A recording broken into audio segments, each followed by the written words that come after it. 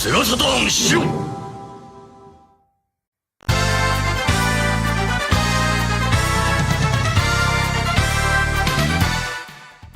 What's up, hello, everybody? everyone. Hello. Saturn Welcome Friday. to SHIRO Show. The Showers. For those who don't know, Shiros. it's the Shiro show, but Pat likes to call it the SHIRO show. I think somebody was like, you guys are pronouncing Shiro wrong. I'm like, yeah, we know. Yes, No, it is a joke. We made this company for years and years ago, and we've been pronouncing it wrong ever since. This whole time, yeah, no. Yeah, you got us. Welcome to the SHIRO show. I like your hat. Shouts to Moose Tracks. Shouts out.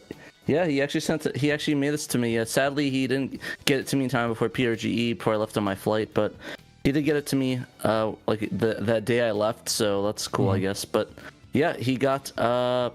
I don't know. Am I muted? I'm not muted. Someone said Pat in question mark. You are not muted. You are not okay, muted. cool. I thought someone's. But anyways, he sent a letter. Said, "Hello, TraynoCo. Thank you for hosting SHIRO.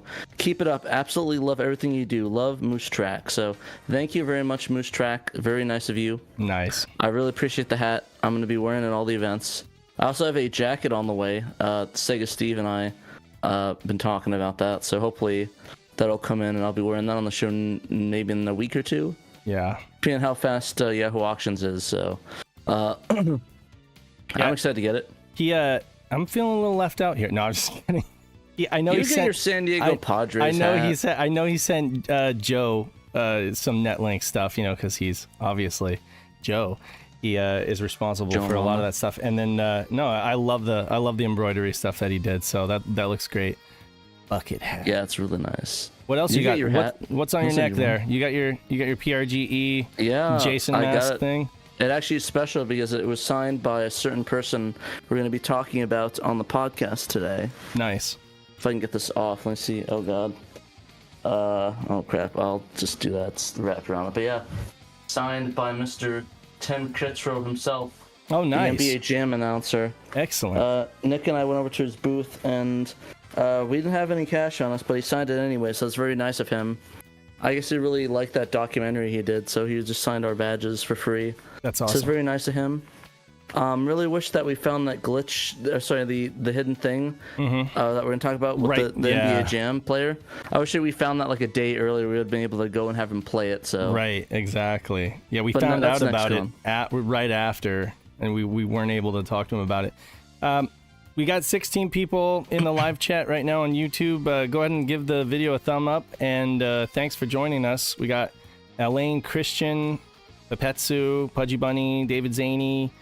Who else is here with us? Paul Bort, Neil Henderson, Memphis is here, Scotty Moe's here.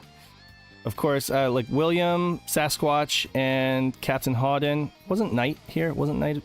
Well, Knight's here in the Discord chat. But anyway. You have a huge ass in chat. A Murder of Crows is with us in the Discord chat and on YouTube, and Malenko. So shouts to everybody that is joining us for this stream. Yes, shout out to a Murder of Crows and a sick ass ride too.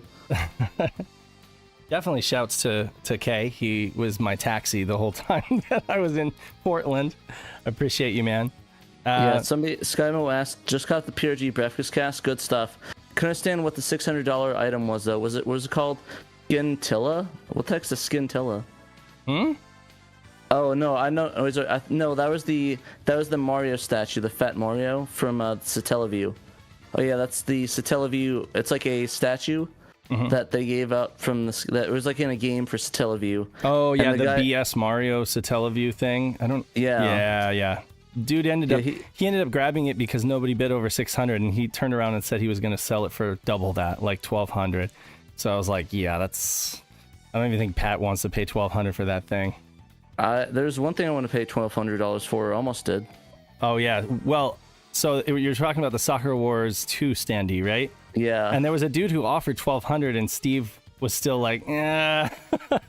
Well, no, he sold it. He was going to offer it to him. Because he had the cash and stuff and was ready to go. And I'm like, dude, Steve, go for it. So I didn't realize that it got sold. I thought that it was. No, he didn't sell it. He ended up backing out because he had no way to bring it back to wherever the fuck he was. I don't know where he was at, but Yeah, to be fair though, I kind of was happy. I actually wanted him to sell that for that. It's like, yeah, I just put up that. Honestly, I don't know if it's actually worth like what I offered it for, the 1,000, but it was worth it to me. So it was just like an offer that was, there's no way that anybody else would go up above it. Well, your but tiny little Power Stone standee is worth like 1,000, right? Last offer I got was like for 1,500 on it. And this thing is life size. The Soccer Wars 2 thing is life size. So I'm imagining you can actually make out with it. And I didn't do that, Steve. So I didn't try to kiss your stand. I didn't kiss your standee. So, yeah. The Snatcher hunt was unsuccessful. We saw it at a game store, but it was like 1,400 or 1,500. Yeah. Yeah. Oh, Kay says we all bumped our heads in his car. He has like a Shelby, Ford Shelby, and it was amazing car. Really pulled on the freeway, but yeah, no, I bumped my head a lot in that car. Yeah. Yeah, the thing is that it's weird. I'm a short dude, relatively short. I'm 5'7". Yeah. Even I was bumping my head on the back seat, like. Oh my god. Like Dave was a bit taller than me, and he's still I had to sit in the fetal position just to fit in the back seat. Anyway, we have a ton of news to go through on the website, Pat. Do you wanna show off any pickups real quick before we get right into news? I should probably get those. I'll do mine first, and Pat can show his. I'll go get mine. I have to like take everything off. Okay. So yeah, we go to this game convention, and like I hardly bought anything.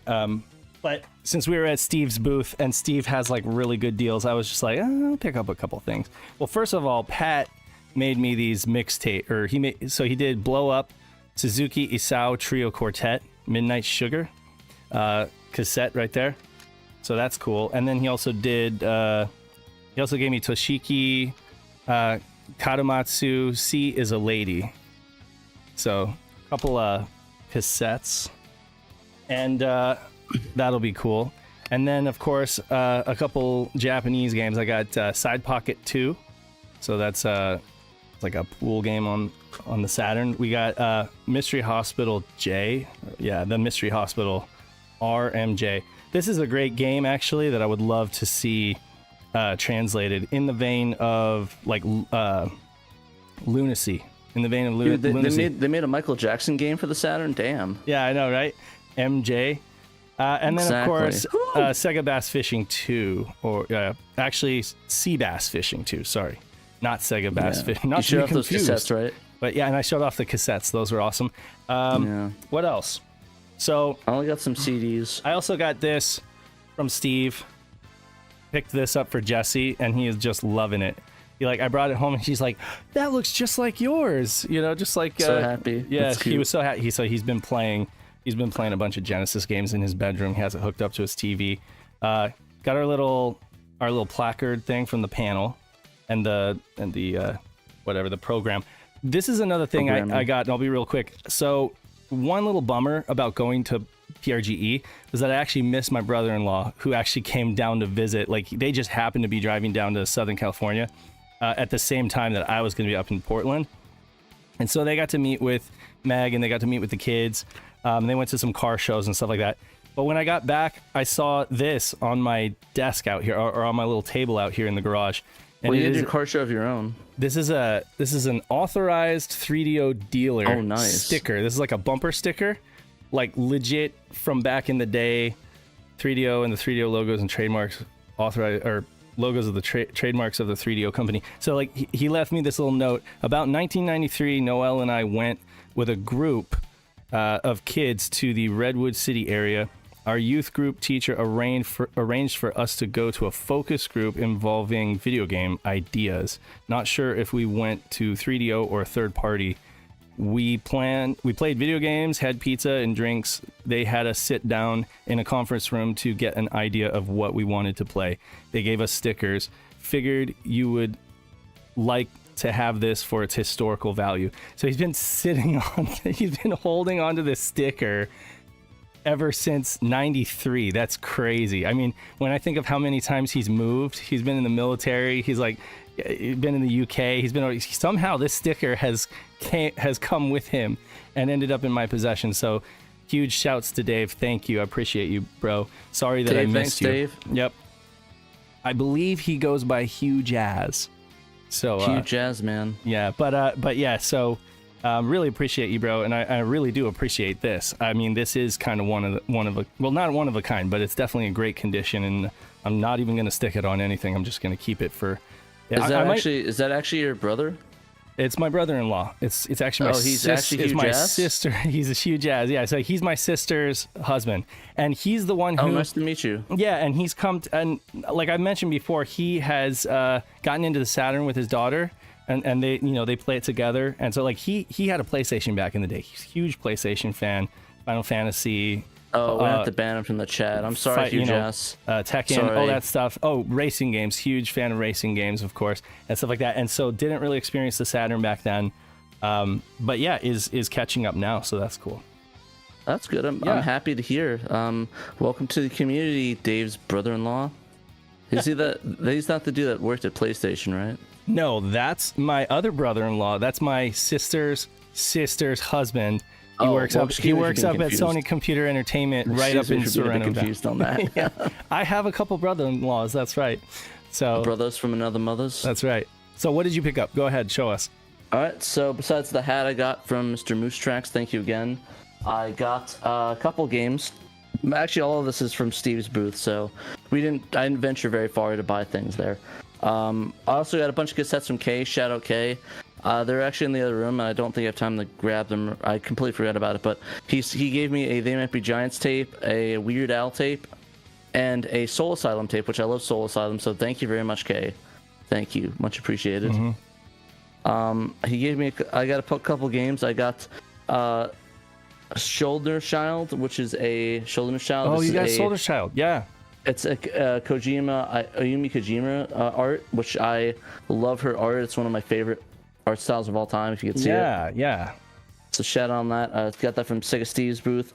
It is actually, it's almost complete. It has a little poster in there. It just doesn't have the OB, which isn't too bad, but only $10. I got, this one was the big one, Blue Breaker. Yeah. This one I was going to grab that. Kay wanted it because of the little pack of cards inside. There's like a Sega Freaks. Can you put that right up in front of the camera so folks could see it?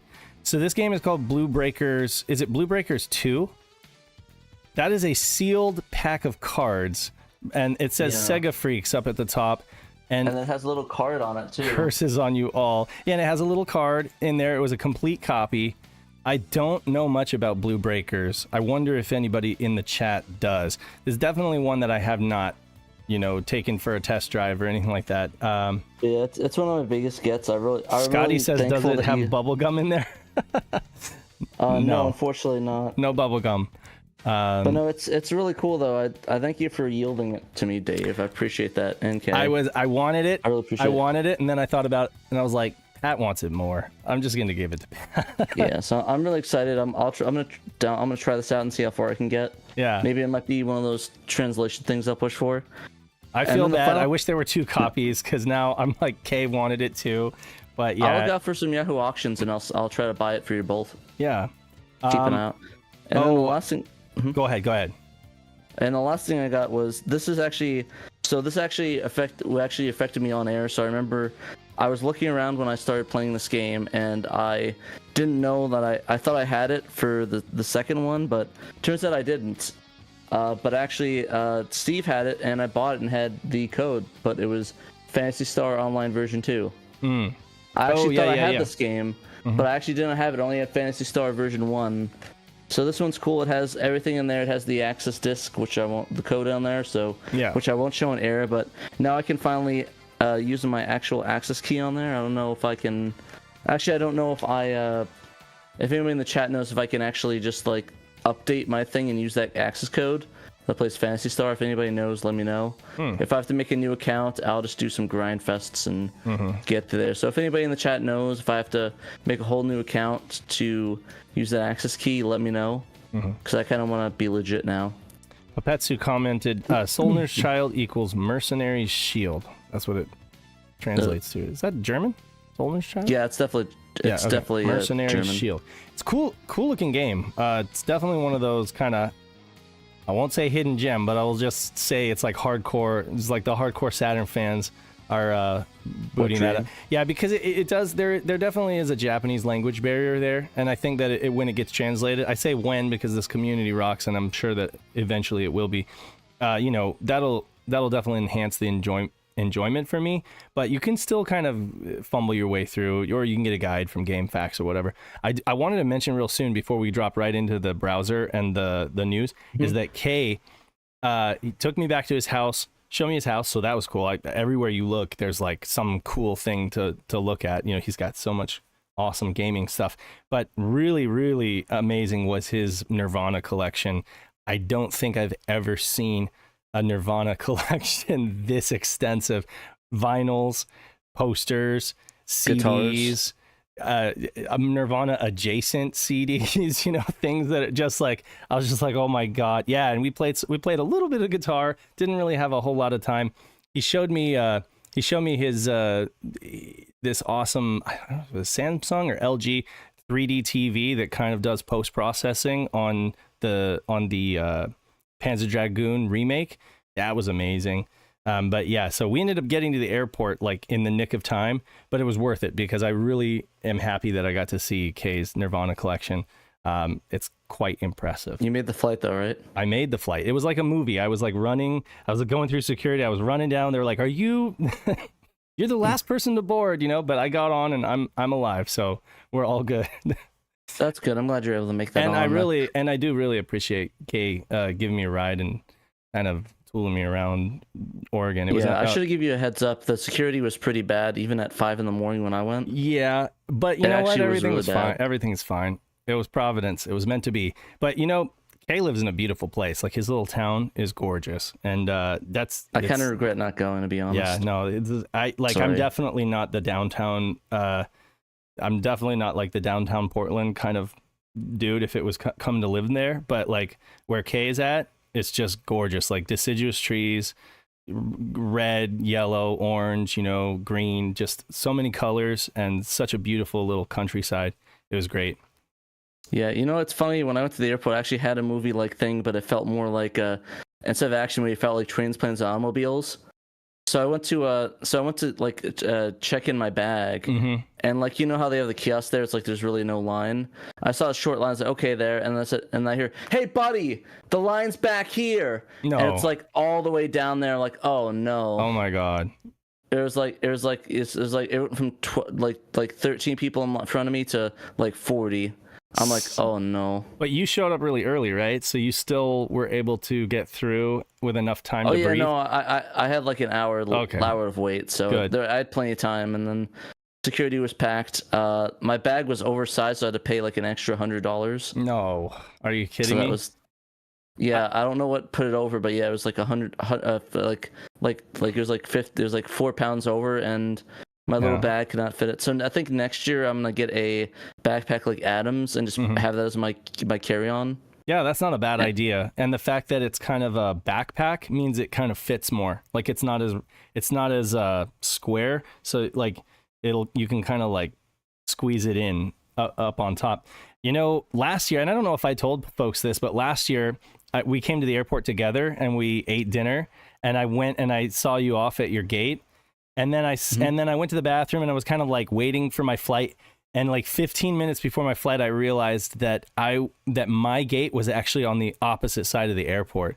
And I had to run back, and there was construction at the airport at that time. So I had to actually go out of security and go back through security. Luckily, they let me go through the pre-check line because they saw me come out, and I was just like panicking. So I went back through, and I had to run to the other side of the airport in order to get on my plane. So it's always something, with the Oregon airport. And Kay says, Dave's Portland airport experience is running. I get more exercise at the Portland airport than anywhere else. But yeah, if you guys want exercising and you want to fight stuff, just definitely go to Portland airport. I actually did pass the restaurant that we went to on the way back, and I was thinking about you. Yeah, I was like, man, I kind of wish that we would have had the same leaving time, right? So we could have done that again, but it's all good. Well, gosh, we have a ton. Next time we'll sync it up. We have a ton of news to talk about, don't we? Because incidentally, we we did a SHIRO show, but it wasn't really ideal. I mean, we got there kind of late, and then we tried to go live, but we couldn't do the typical SHIRO show, right? We didn't have the in-ear monitors. We wouldn't have been able to hear Dan. So essentially, we have to cram a bunch of news into this episode. But we do have Dan here in voice, and we're going to just roll back the clock to, how far should I go? Should I go to the metal? I think we need to go to the YPBPR adapter. The YPBP. Oh, right. Basic. Yeah. Okay. So yeah, starting with this, that Moose track kind of spotted. You go ahead. You guys want a corpse killer? What Did now? we talk about? Corpse killer. Okay, so we've got multiple. Okay, so yeah, we've got multiple best ofs. This is actually an editorial. Peter wrote an entire article for Halloween. Every Sunday, Peter has an article going up highlighting a different spooky game on the Saturn. So it's not a best of Saturn like he writes every week. It's just a special like October thing he's doing. Yeah, no, definitely we definitely need to go through this. So one thing that Peter did last year, which was really cool, is he did a rundown of every spooky game on the Saturn, and he ranked them all with some kind of funny, some kind of funny ranking. Each one has its own bespoke ranking, and I definitely want folks to go back. I'm going to share that on Twitter at some point. I want folks to go back and read that if they missed it. But this year he's even outdone himself, and he's writing like full lengthy articles on some of the, some of the undersung games on the Saturn, especially that are in the spooky kind of Halloween vein. This one being the digital pictures, Corpse Killer. Pat's done a live stream of this. I know it lacks mouse support on Saturn, right, Pat? Nick did a video of this on it too. Nick did an entire video teardown, like deep dive documentary. Essentially, the Saturn version is cool, and the video is better than some of the other platforms you can get it on, but you do lack the mouse support. So you're basically just using the controller, right? Malenko, $2. Shout out to Blue Moon 95. Shout out to Blue Moon 95. Yeah, thanks, Malenko. Appreciate it. Much love. This is a really lengthy article. There's even a mention of Elon Musk in here. I didn't read this. And Hellman's mayonnaise. Honestly, this caught me off guard. I thought we had an ad thing. Dr. Hellman. That's right. I thought we had an ad there, and it was literally just a... I was like, did Dave enable something when I was missing? So I actually had to go into the settings and check it and tell them, it was a joke. Actually, this is the first SHIRO show. This is the first SHIRO show in a long while, or maybe ever, that is not monetized. We did not turn on monetization on this SHIRO show, because some folks were complaining that they were having issues with Chrome or with YouTube or whatever. Not to mention, apparently the ads are getting pretty insane. The ads are getting insane, and I don't want to do that to folks in a live show. I don't want to be like talking, and all of a sudden an ad just gets placed. For Hellman's mayonnaise. So, this may not do really good numbers or whatever, but we don't care. It's a live show. We're not going to monetize it. Y'all support us on Patreon. Yeah, anyway, exactly. So. Y'all support us on Patreon. But so if you don't know, this is like a B horror game. It's really fun. Put it on an SD card and try it out. I would not pay full price for the long box. It's getting up there. I actually saw a few copies on the show floor at PRGE. They were all around like $60 to $80. I wouldn't pay $1 for it. Pat wouldn't pay $1 for it. But definitely read the article from Peter. There's a picture of Zito there. Who headed up digital pictures, and it was his idea that games and movies would collide and you'd get like these interactive movies. But yeah, it's funny though how many of these Nick has done so far in this series. Show of hands in the comments who's played the remastered version on Switch or on Steam or whatever, because this did get a really nice, they took all the original assets and original video and were able to put it into kind of like an HD remake. I have not, but I also saw that on the show floor at PRGE, and that was a lot cheaper. So if you want, you can download it, or you can buy a physical version on Switch or whatever. Yeah, they had a lot of stuff at PRGE there for limited run games and stuff. Mm-hmm. Oh, Peter also talks about K's dump of one, not K's dump, but his dump of 1.1. I guess K did he upload that to the Redump project? Yeah, he probably did. Yeah, I mean, he would have had to. But yeah, so this is, for anybody still asking, this is Corpse Killer Graveyard Edition on the Saturn. fun little in doses, kind of like arcade shooter with a B horror aspect. Folks should check it out, and check out this article from Peter. Can't read the whole thing out for you, but definitely. Yeah, we're just teasing a bit. Definitely read it. And this next one, it's awesome. I'll have Dan go in the driver's seat on this next one. This is a RGB SCART to YPBPR component video converter. So one of the members of the SHIRO community, TR, reached out and asked if we would be okay with him writing an article about this video converter that he bought off of AliExpress, and I was like, yeah, sure, go for it. Why not? We definitely welcome guest writers, right? Mm-hmm. So and TR is actually Moose Tracks on the Discord. Okay. The one that actually sent the hat. The one that sent you the hat. Moose Track. Okay. Cool. So basically, SCART to component. So the use case for this, it also has VGA, RGB VGA in. So you could either go, I'm trying to think. So if you had a Dreamcast VGA cable and you wanted to convert that to like a TV with component inputs. Yeah, you do that. Or if you had, I don't know what, like if you had a SCART cable, but you just wanted to be able to, I don't know, you got another cheap Sony Trinitron that had component inputs and you wanted to use it that way, I guess. Yeah. Also, shout out Frog Bowls in the chat, the creator of the Metal Gear Solid. Oh yeah, we're gonna talk about him. To be clear, TR is not Moose Track. Moose Track spotted this converter. Okay. I thought he did the review. Sorry. Oh, and TR wrote the article.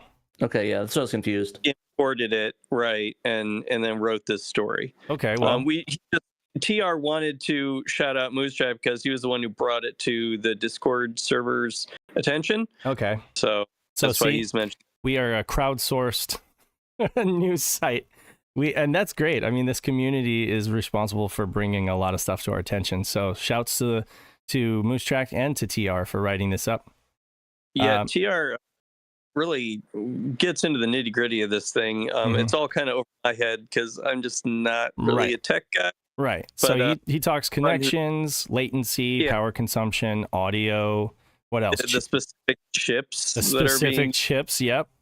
Interesting. He also talks about the uses that they could be used not only on an HD TV and plug directly into it, but for TVs that have component CRTs but don't have RGB inputs. We should probably check if Bob has this on Retro RGB, and if he doesn't, it might be worth a resyndication. This is thing Bob would love on his site because he loves all this kind of hard stuff. Yeah, so if it's not on there already, we should definitely resyndicate. I'll let Bob know. I know he's really picky with that stuff, so we can talk about that and make sure it's all good. Well, the Retrobit 2.4 gigahertz wireless Pro were announced for pre-order, but we're gonna slide right past that because we actually got to meet with Retrobit over the weekend, so we will get all up into that. So what is a Retro RGB disses that brand Bitfunks? Wait, but was that Bitfunks though? Was this Bitfunks? Sorry, Moose Track just commented about Bob not being a fan of Bitfunks. I actually don't know. Is that the people that did that adapter? I don't know that this is the same. I don't know if this is the same company, but it came from Bitfunk's store. Okay, so maybe Bob doesn't want to know about this. I don't know, but we can still send him a message. Talk to him. Yeah, we can still talk to him and send him a message. We'll double check and see if he wants to do that. It's a great article, though. It's a great detailed article. So shouts to TR for writing that up for us. We'll slide right past the Retrobit control pads because we're going to talk about that. Let's talk about this. Let's talk about Metal Gear Solid appears to be running on Saturn. And that's... Can I just give the disclaimer to folks that, believe it or not, I think that this is kind of a rare thing that happens, but it's pretty common to the Saturn community. Folks on YouTube for a while now have loved to kind of like put up these hypothetical Sonic Adventure running on a Saturn, right? And they'll use a bunch of shaders and they'll take their PC and they'll dump the resolution down to 240 and stuff like that. So there's this phenomenon on YouTube of fake videos purporting to be Saturn footage. So that's where we were coming from when out of nowhere, Frog Bowl dropped this project, this amazing project of Metal Gear Solid, the opening live cinematic running on Saturn, with Snake, the top-down view of Snake running through the warehouse and stuff like that.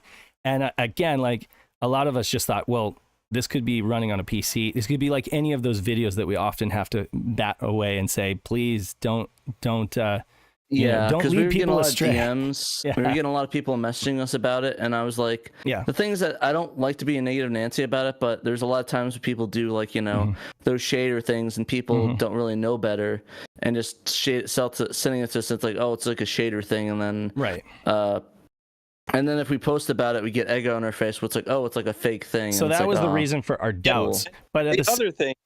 This was coming from someone who was not really known in the Saturn homebrew community at all. His name, as you said, was Frog Bowl. And it's like usually when if a demo comes out and like all there is footage, there's no publicly released playable ISO file or whatever. It's at least coming from somebody who we know has been part of the community for a while and has released things before, like Cube Cat, Seven Shades put up footage like a while ago on the Sega Extreme server of Cube Cat running around Peach's Castle. And like you knew it was legit because Seven Shades has been in the community for a while. People know who he is. He's put out playable Cube Cat game before. So it's like, sure, of course he got Peach's Castle.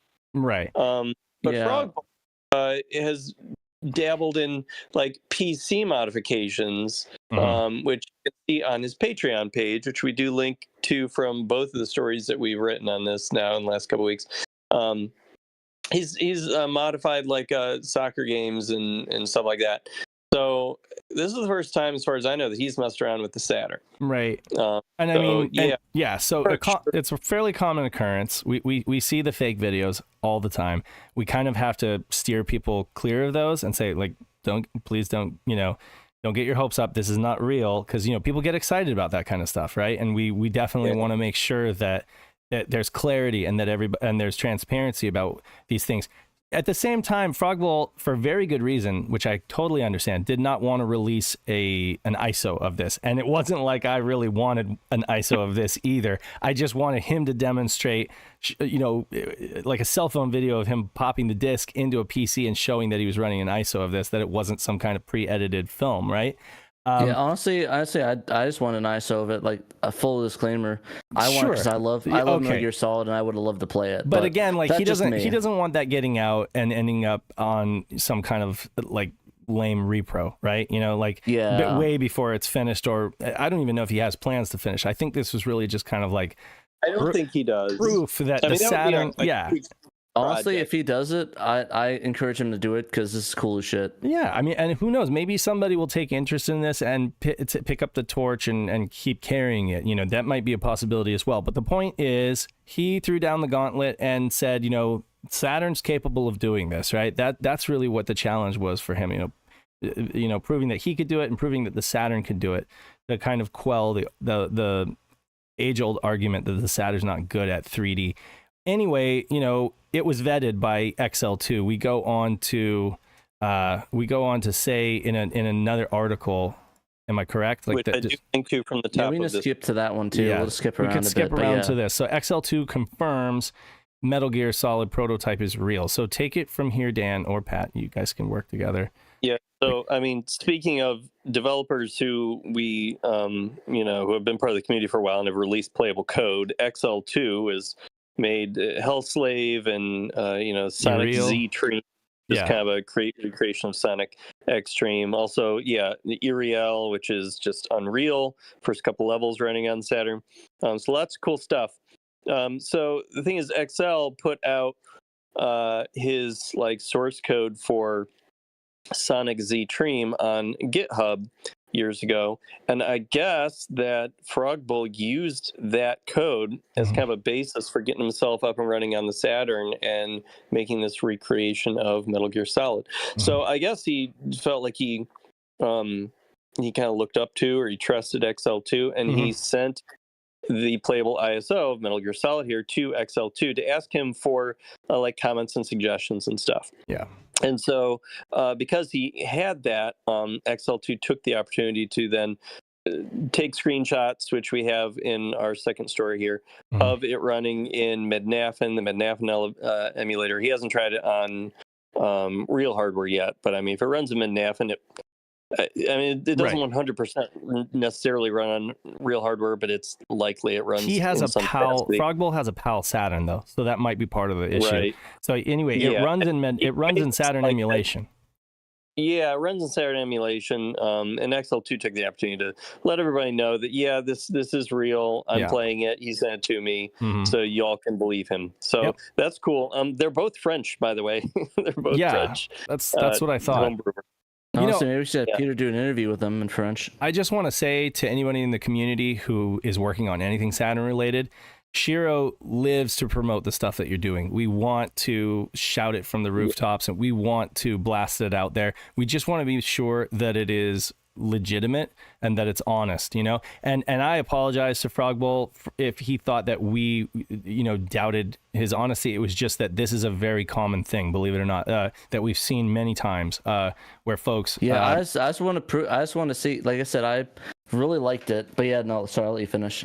It's just a lot of dubious videos online claiming to be Saturn, running on Saturn, right, that are not. So, and they come from people we don't know, right? They always come from some strange YouTube account or something like that, or some individual that's not really been established in the community. So that's where I was coming from with this. We're so overjoyed to find out that this is actually real.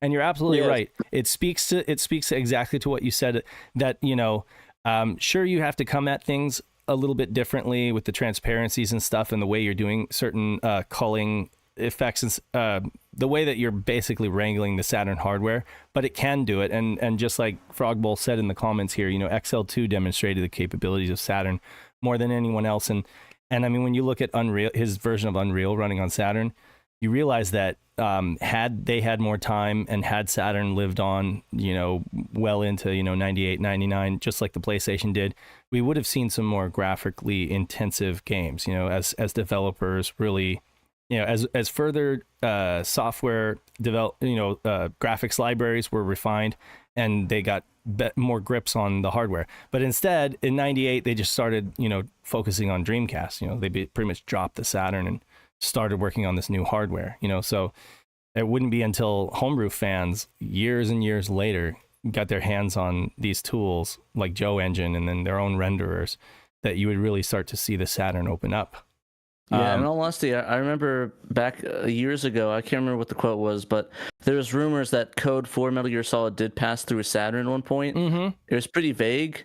I don't know what that meant, like if it's just test hardware. And honestly, if the Saturn was still going pretty hard, I think Konami would have ended up putting Metal Gear Solid on the Saturn as well, like they did for Policenauts, they did for Snatcher, and their other first party game, or their other Konami games. And it's a shame though that they really didn't do anything on the Dreamcast. It seems like they gave up. Like I think the only game they really tried for was that Castlevania Resurrection.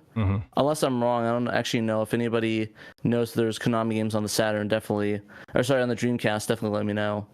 But, I just think anytime it's a bit of sadness. Sorry. I just think anytime you try to have multi-platform games where it's like it's on PlayStation and it's on Saturn, especially when the entire industry is really focusing heavily on the PlayStation side of things and developing for PlayStation first, oftentimes things would come over worse for wear on Saturn, right? Because both systems have their strengths, But when you take a game that is just made for Saturn is the target platform, and they really use VDP2 because, of course, VDP2 is the ace in the hole.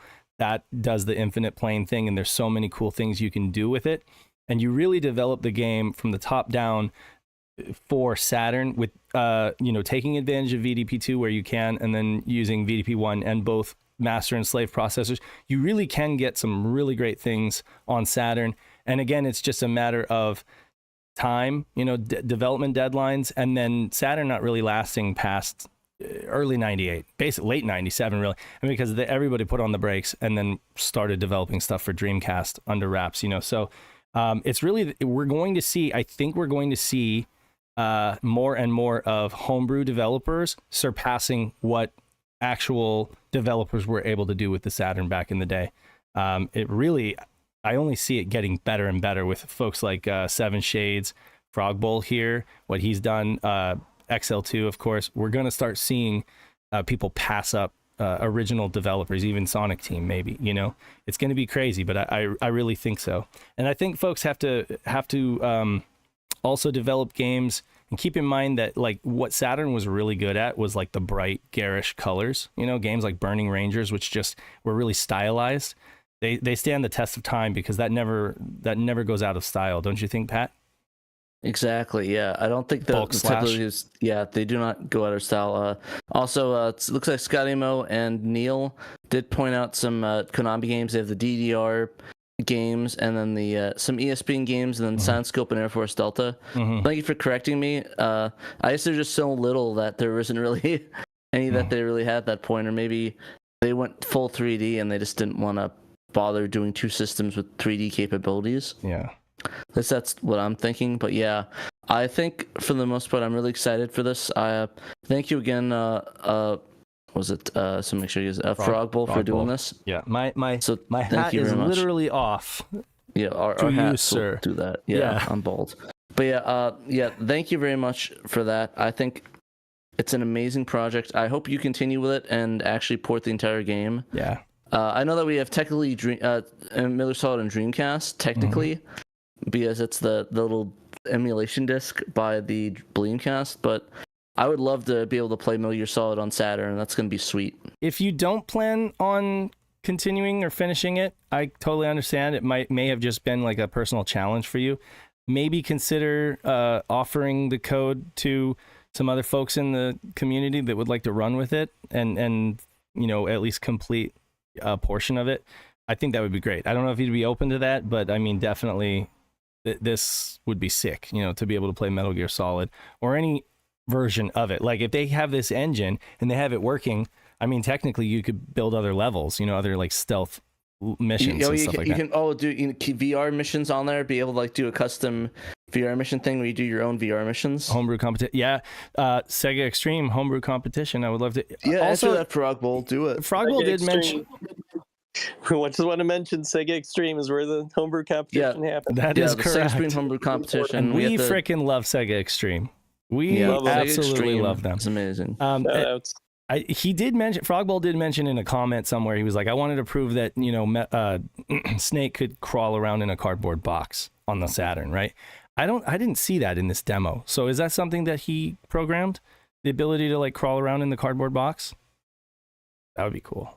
I didn't see anything. I didn't see it in the demo, but I saw a comment that was made about that, you know, and I was like, okay, not yet. Okay, not yet. But I like the idea. It says not yet, which is implying that there's going to be more of that. So I think he just answered our question. I think there you go. He will keep it. But yes, Frog Bowl, honestly, if you enter this into the Sega Extreme 20 whatever game competition, I'm going to vote for you for first.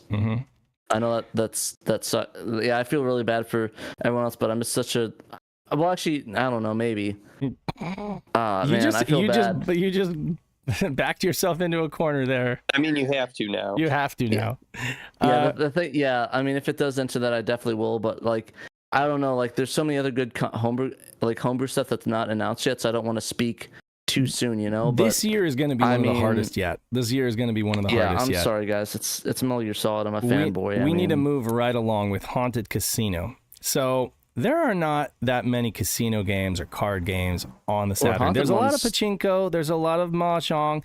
There aren't a lot of like traditional Hoyle-based, you know, like card game casino stuff on the Saturn. But of what there is at least one red label game that is not safe for work, called Haunted Casino. Yeah. Is this one of those right-handed games? So I think is there a one-handed controller for the Saturn? I mean, you can make it one-handed if you hold it in a certain way. So anyway, your goal of the game is to defeat your dealer, play well, and your pervert magic will see the dealer strip down until she's fully nude. Okay, yeah. So this game is not safe for work, and Peter did a little write-up for it. Yeah, it's a red label game, and it's Halloween themed. So there you go. Yeah. It's called the ASCII grip. It is not. So I guess you'd be I you'll be double gripping it in that case. You know what I'm saying? So it's not the best. It's not the best casino game on the Saturn by any means, but it is. It's got a trick. Okay, news roundup for the week of October 9th. We're going back in time with Marty and Doc Brown. We're going to go back in time to talk about all the stuff that Dan wrote. Get the power of love back in time. He published this back on the 13th of October. So Dan, go ahead and run with this Mr. Core update build thing. Okay, yeah. So our first news roundup update here is that the Saturn core was added to the main build of the Mister. So before this, for the last year and a half, whenever the Saturn core would get an update, it would just people would have to manually download it from the Unstable Nightlies channel of the Mister Discord server. So it was kind of unofficial-ish. They, you couldn't just automatically hit update all from your Mister and it would download the Saturn core. You had to be manually putting it on there because it wasn't considered, finished enough. It wasn't good enough yet. So there isn't any update to the Saturn core itself with this, but it's still kind of a landmark step because it kind of signifies that it is far enough along to be worthy of being added to the main Mister branch. And it's kind of like a rubber stamp of approval from the father of the Mister project, Sorgalig. I'm not sure if I'm pronouncing that right. Alexei Melnikov is his real name. But yeah, so now if you have Mister, you can just run, an update, and you'll get whatever the latest version of the Saturn core is instead of having to go out and do it yourself. I guess it does have one little update to it, though, that was added recently. I think someone other than SRG added it, but it's a fix for the analog video out. I guess before this, it wasn't centering properly or something. So now if you are using analog video out like SCART or S-Video or Composite with your Mister, it's going to look correct with the Saturn. So that's good. Cool. It's important for the Saturn. You want your Composite out to look good for your CRT. Honestly, I need to get a new analog IO module. Mine's has this weird blue tint to it, and I can't get it fixed. So I think I need to get a new module, so I'll have to go pick that up. So our next update is the Silhouette Mirage fan translation team put out a new patch update. So they now have translated through Area 6, which means they're almost done. There's only one area left in the game, and then I think the end credits, and then probably I think they want to just kind of do some extra bug testing before declaring that's all finished. But I mean, I believe they're expecting to have this done by the end of this month, by the end of October. And I'm sure that they can accomplish it. They've been going at a breakneck pace here, so that's really cool. You can go to Sega Extreme, our favorite sister website, and download this patch from their resources area. Excellent. So check it out. Yeah. Our next, we have two more in this roundup. Our next update is that Double Dime in the SHIRO community has announced what the next Netlink tournament will be. It'll be for Virtual On. Just like the other Netlink tournaments, it'll be a double elimination tournament, and for Virtual On, it'll be determined by the winner of the best of 3 rounds for each pairing. So I think they're looking to get 8 people. I think they're up to 5 or 6 right now. And if they end up going, if they get more people interested, then I'm sure they can just increase the bracket somehow. Now, this does come on the heels of the last tournament ending, which was for Sega Rally Championship, which Double Dime won. Actually, he beat Sega RPG Fan, and I've got, you're playing the video there of their final match. So it was quite a match. Cool. I watched the whole thing, very close, back and forth. So it was exciting because as a lot of these, if someone goes way ahead, you can't really see them on the horizon. But with this, it was like you constantly saw them bumping each other. You constantly saw them jockeying for position. So it was a very exciting match to watch. Both are probably the best in the Sega Rally community. I mean, Joe has played a ton just because he's been playing Sega Rally ever since he started the whole like VoIP exploit, you know? I mean, probably a lot longer than that, but I mean, playing it with lag, you know, he's been playing it a lot. And and then of course Double Dime is just, you know, kind of like a god tier gamer on Saturn everything, right? You know, he's just really good. He's in this chat too. So I was gonna say, Frogbull says in the comments, amazing time. We have a Saturn Netlink tournament in 2023. Yeah, this is actually this virtual on tournament will be the third Netlink tournament that we'll have done this year, because we did do a decathlete tournament, decathlete Netlink tournament earlier this year in the springtime. So yeah, if anybody is interested in participating, make sure you get all the make sure you get all the needed equipment, which we linked to an excellent article that Dave put together on our website. And Joe is now managing. He is the boss of that. So I know he logged in recently, and I don't know if he made any changes, but he's kind of going to be the steward of that page.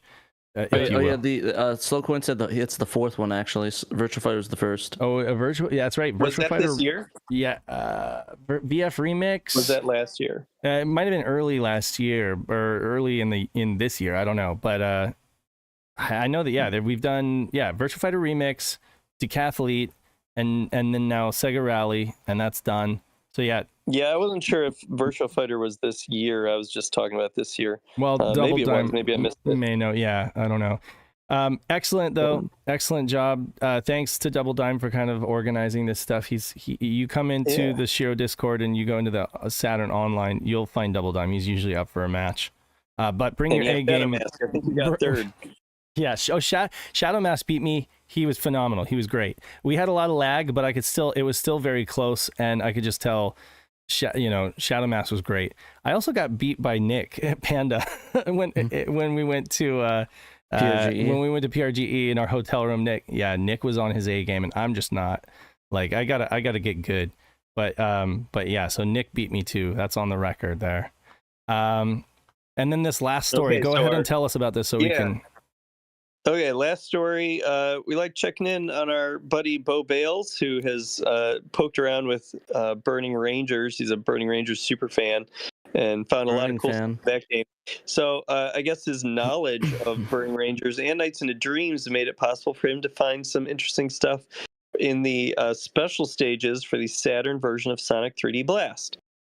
Since it was made by Sonic Team in Japan, and just kind of like mushed into the code that England-based Traveler's Tales made with the main game of Sonic 3D Blast. So Bo Bales found he did some hacking, and he's got like playable Tails and Knuckles in this special stage, although they don't have all of the animations, since it's just using their models from when they're kind of like flying Sonic in at the beginning of the stage. Right. So I guess the game will crash if you try to do certain things with them that they don't have animations for. But I think he did find a way to kind of like patch that out, so they'll just keep going. They just don't try to play a different animation. So that's cool. You got the video. He posted a lot of videos on social media, let's say, of these different things that he found. He found that you can change Sonic's size. You can make him tiny or huge. So that's cool. There's a previously undocumented debug camera mode. Hold Z and then use the D-pad to move the view around. And you can use A and C buttons to control the zoom. Yeah, that's weird. The controls conflict with the character controls, so it's not terribly usable. I haven't tried this. I kind of want to. I'm unclear if he means that those camera functions are just in the regular game without hacking, or if you have to do some kind of hacking to make them work. If you can just do it on your own, that's pretty cool. Although he did put out like an action replay code, which didn't someone turn into an SSP patch file in our Discord server, so you can actually try some of the stuff out yourself. I think someone did. I think someone made it into an SSP. Okay. Slowcoin says, yep. Yeah, so check our server for that. Articles do we have?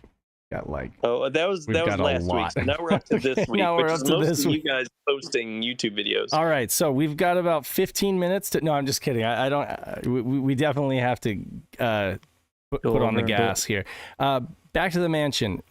So I think that maybe on next week's show, we should come back and give these more time because Peter put in the writing, and I think that this is a great game. This is an interesting game that I think folks should definitely check it out. Great in quotation This marks. mansion isn't Raccoon City. Great. It is kind of a walking simulator. There are interesting little people to talk to and stuff like that. Every once in a while, you definitely get a weird kind of Twin Peaks kind of vibe. It's just weird, okay? And well, I wouldn't say that there's anything specifically scary in this game. I would say that there's a lot of really weird kind of stuff going on in this game.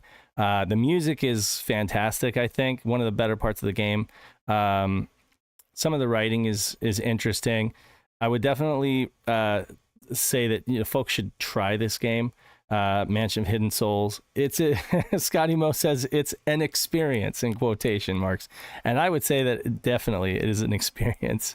There's only a couple items that you actually interact with. Like there's a handful, like this coin that you get. There really aren't a whole lot of items that you actually interact with in the game, but there's a lot of characters that you interact with, and you're going from room to room and kind of like, taking note of everybody's story and seeing where there's a conflict. But it's interesting. Yeah. So Peter actually went through a lot of effort to write up like a full article. Don't be an ask hole. You do a lot of asking questions in this game. That guy doesn't look like he wanted to be asked questions. Well, this guy on the right, there. that guy on the right is from Deep Fear, actually. And I think he ends up dying. Spoilers. Well, yeah. I mean, actually, none of them look like they want to ask any questions. I'll read the fun facts. I'll read the fun facts, though. Oh, well, actually, Peter gave us some notes from his first playthrough. The first time I ever played through this game, I took notes as I progressed. I met a quick game over on my very first attempt. Here is the transcript of the notes I took during that nascent playthrough for your enjoyment and amusement. Caution, there are some spoilers ahead. Do not read if you have not played the game and intend to do so. You have been warned. Okay, so maybe I won't read that. But if you guys want to read Peter's notes, there's some funny stuff in here. Let's see. Had a bunch of paintings and I lost it. I don't want to read. There's some spoilers in there. But anyway, fun facts. A Sega CD Mansion of Hidden Souls is also now available on the Genesis Mega Drive Mini 2. And yeah, it was a Sega CD game. This is the sequel, actually. The Mansion of Hidden Souls on the Saturn is a sort of sequel. Because the kid who you are in the first game on the Sega CD, you are now like the adult version of that person in this game on the Saturn.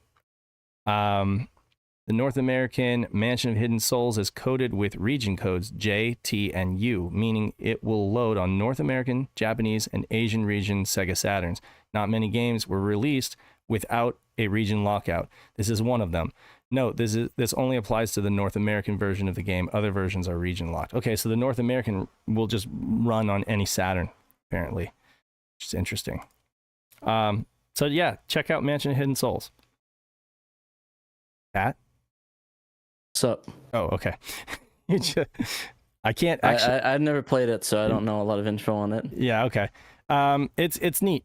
It's interesting at least. It's cheesy fun in a blue stinger kind of way. I can accept that. Saturn Lad says it's cheesy fun in a blue stinger kind of way. I think he's onto something there. I want to sit down and try these games. Mention Souls, and then what's the other one? The other one was Haunted Casino. No, not Haunted Casino. The Corpse Killer. The sequel to Lunacy. Lunacy, yeah. Lunacy is Chef's Kiss. Lunacy is great. Lunacy is the game that they were working up to. I would say that that's where all of their skills as developers, their engine, just everything was perfect. And Lunacy is one of my favorite games on the Saturn. And it's not an action game. It's not. It's artwork. It's kind of like a Tarantino film or something like that. It's a piece of artwork. I love that game. So much good about that I have to say about Lunacy. But this was kind of like the awkward beginnings, the training wheels, if you will. Awkward. It is cinematic. So next we saw. I think you missed the breakfast cast. Well, no, because that's actually up here. Isn't no, it's down there. Breakfast cast is right here. Oh, there's the audio one down there. Oh, okay.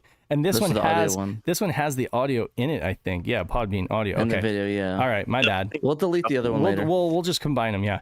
Okay, so let's talk about Kitsro. So who found this? Who found this little hack? This was not me that found it. Okay.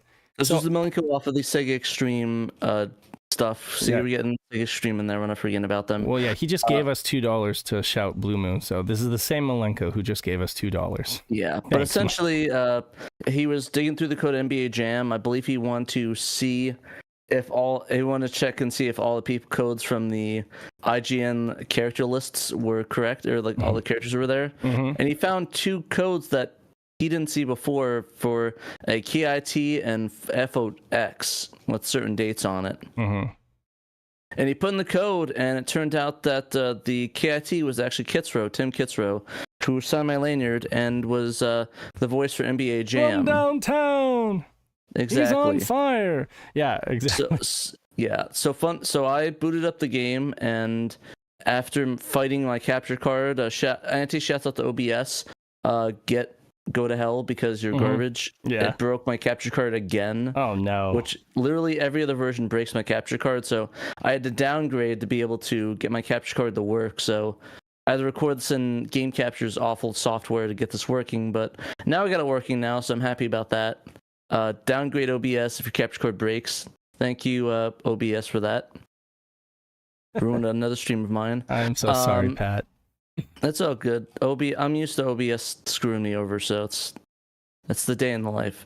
But yeah, essentially, put the code in, and Tim Kitsro, who was the announcer for NBA Jam, was playable. And this is not like I heard a lot of people were like being like, oh yeah, that's just like a hack thing. Like, oh, he rehacked into the game. No, this is in the game, the vanilla version of NBA Jam. Yeah, because some of the screenshots that you shared of it had the SHIRO thing in the background. I was like, probably shouldn't use screenshots of the hacked version to demonstrate it. But the one that you're using here for the video, it looks like. What do you mean that had the background for? There was an image online that I saw on Twitter of an example of Kitsro in I think it was the one that Tim Kitsro was like, I didn't even know.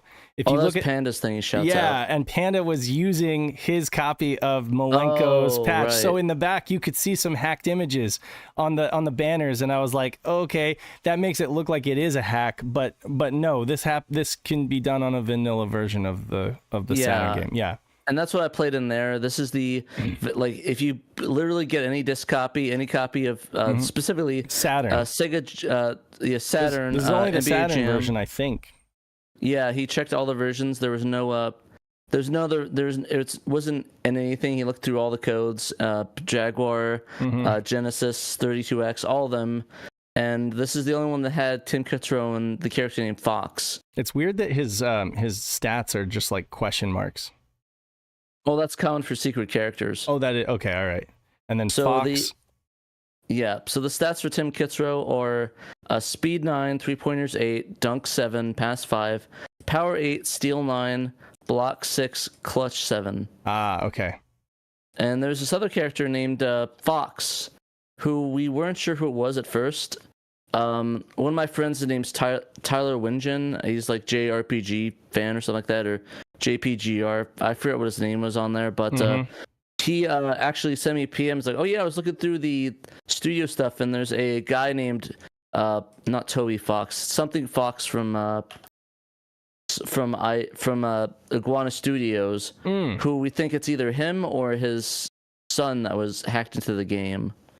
Let's see if I find it. His name is I guess it's a Rick Fox. Rick Fox, that's what his name is. So we think that it might be Rick Fox.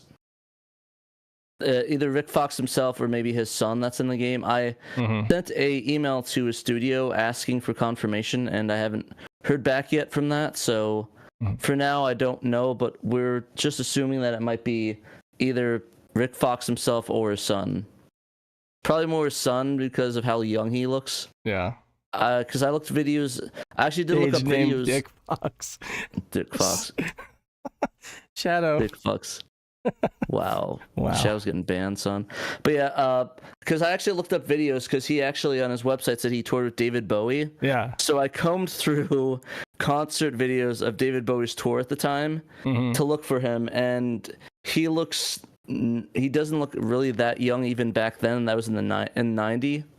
So I think that might be his son that they put in there. Oh, okay. Like his son wanted to be in the game or something like that. Or maybe his dad his dad was like, "Hey, do you want to be in the game?" And the guy's like, "Actually, can you put my son in the game instead?" Yeah. So if you want to play as Kitsro or this other Fox, there you go. Now you can do that. It's another hidden character revealed. I think that's probably it then, right? If Malenko went through the whole game and found everything, right? I asked Malenko, I'm like, "Hey, so are you sure there's nothing else, hidden in this game?" And he said, "Yeah, no, there's nothing else in here." Because he found where all of the secret characters and their stats are located in the code. That's it. I don't know why he didn't notice it before. I think he wasn't focusing on it. Yeah. Right, wasn't focusing on it. Yeah. Well, now there's also Stadler in this game who wasn't there before, but is there now. So you can even play, if you're playing Malenko's version, you can play as Craig Stadler too. Yeah. So for all intents and purposes, Malenko was really the first one to find all of these new characters, the rest of the characters, and I can see how it would be overlooked because it was the Saturn version of it, and I imagine it's not that possible. But Tim Kitsro was actually very pleased. He tweeted out about it twice from Panda, so that's really cool of him to do. Yeah, that was cool. So yeah, it was a shame though we didn't find it like while we were at PRGE. I know, wouldn't that have been crazy? Could have grabbed me like, "Hey, guess what? You want to come here and play this?" I know, right? Oh, that would have been amazing. Like have him play it on the Pluto, throw it on the Pluto. We don't even tell him. It's like, hey, bring him over. Something over we here. got to show you something. Look, you're in a game. This is crazy. Yeah. And it's funny, like he did a panel where he talked about like his career, and he talked about all of the NBA Jam and College Slam and affiliated games that he had worked on and stuff, and he never mentioned anything about being in the games. Like he had no idea that that they actually put him in this game. I think that's funny that they would have done that and not told him, or that he wouldn't know. That's kind of crazy. Yeah, a lot of people were on Twitter were saying, "Oh, how do you know his voice and stuff is announcing him?" But I think there was this interview a while ago saying that originally he was supposed to be in there, but they ran out of time. But I imagine he was able to record the voice lines and stuff. But I'm just curious why. Well, actually, this doesn't have a cutting room floor article, so maybe a lot of people didn't go through this game because it's actually the only NBA Jam Tournament Edition that doesn't have its own entry on cutting room floor. So honestly, I think that should probably be rectified because this is kind of big. But yeah, it is kind of neat. It is neat that they found that, and it's cool that Tim, after all these years, is finally playable in a copy of NBA Jam. Definitely. Oh yeah, Malenko said he tried to get added to TCRF, got crickets. I think they should probably reevaluate that because that's kind of important. Definitely. And yeah, thank you again to Malenko for doing all this hard work, hacking the games, doing all these hacks, and digging into the code. Without him, Tim would have never known that he's in a game. I think Malenko is gunning for the award for most prolific hacker and translator in the community because dude is just so prolific. Like if it's not this, it's something like working on multiple games at the same time. It's just crazy. Kitchen 34 is giving a run for his money though, which by the way, he's a French translator who also does Spanish translations, and he just put out a French translation earlier this week, which he didn't write about in the site, but I'll mention briefly. He did a Shanghai Triple Threat, the Mahjong game. Okay. It's now in French. An English one or French one? In French. It's in English. Like I have the long box of it, but now it's in French. Yeah. Yes, French. Malenko, you just want to be done with Bomberman Fight. You have a big fan who was on the show floor playing your prototype, and it was a very early build, so there was a lot of jank in there. But I told him, it was like, yeah, I'm sure he's well aware of the deadline for the contest, and that individual, I forget his name. What was the name? Llama something? The channel. He did like a 10-hour Bomberman video or was it 3 hours? I don't remember, but it's a very very thorough history of the Bomberman games. Lively Llama. He's at Rifexed on Twitter, RIFEXD. Yeah. His YouTube channel's RIFEXD. He did the like 8-hour Bomberman review. Really nice dude. Really cool to talk to. Definitely follow him on Twitter if you can. He's honestly follow him on Twitter. He's a really cool dude. I was talking to him about Bomberman Wars because like that's a game that I've I wouldn't say I've slept on it, but I've definitely not given it its fair due because of like I gravitate towards like Saturn Bomberman or Bomberman Fight. Bomberman Wars is like more of like a RPG, I guess, like a Bomberman RPG. But he said he highly recommended it and that I should play through it. So send me a DM. Double Dime says Wars is good. It's like chess. Okay, cool. Yeah, he actually sent me a DM on Twitter about that game, the Bomberman Wars, on the PlayStation translation of that. Yeah, thanks. Yeah, Slugman. Got it. He sent me a link to that, so I'll try it out. I'll see how it is. Hey, man, if it's already translated for PlayStation, maybe that's a easy foot in the door for moving it over to... I mean, I don't know how the text is encoded on Saturn, but there you go. I mean, at least the translation work has already been done. Next up, we really have to get through this stuff. So we went to the Retrobit booth to talk about wireless Saturn pads.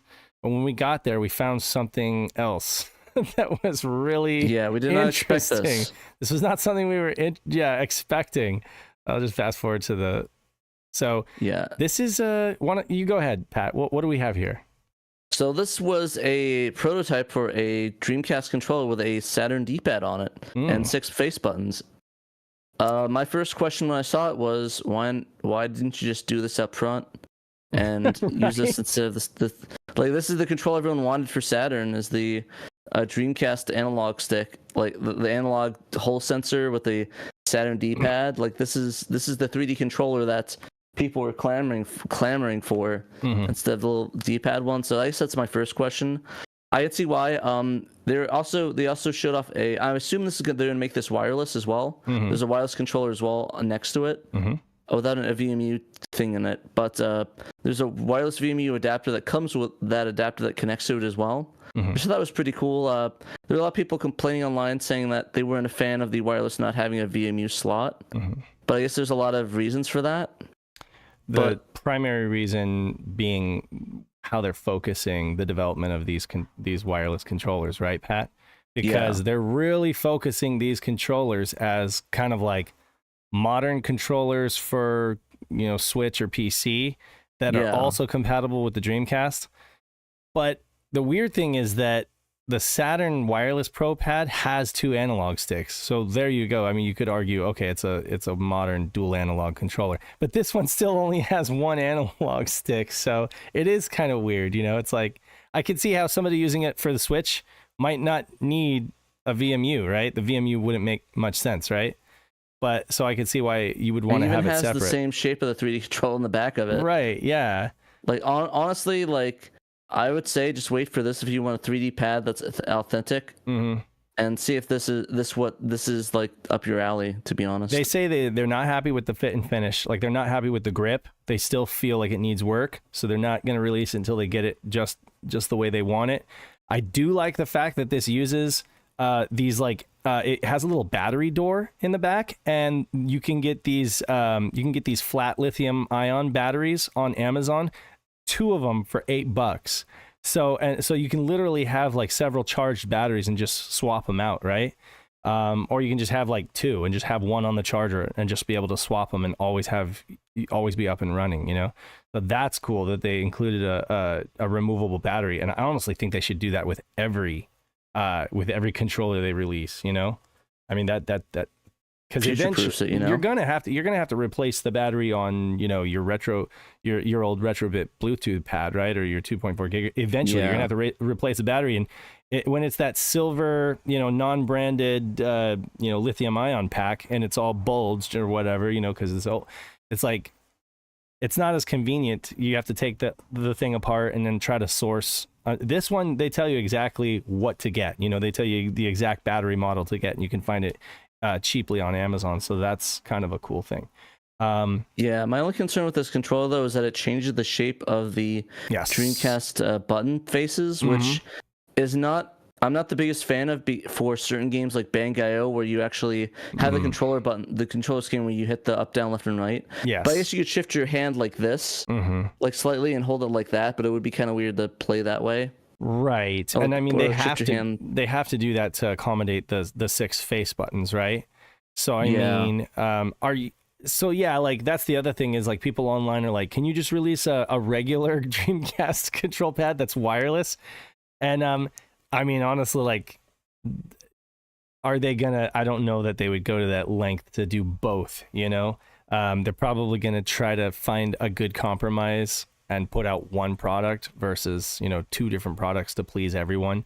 Not everyone is gonna be pleased with this, right, Pat? I think I already see like conflicting people in the chat. Yeah, like some people are like, "This is awesome, I'm sold, take my money," and then some people are like, "Not what we wanted." Some people are like, "Hey, I got a great idea," and then they show a picture of the Saturn 3D control pad, which made me laugh because I'm like, you know what? I hadn't thought of that, but you're absolutely right. They could have just released a Saturn 3D control pad, right? Because it has the 6 face buttons, it has the perfect D-pad. It's got, so I mean, I get it. And the Saturn, now I do believe these are analog triggers. I do believe either that or, yeah. So actually I'm going to have to say, scratch that. I don't know because I didn't ask them. Now I feel like an idiot. I did not ask them if those were analog triggers. Did you or Nick?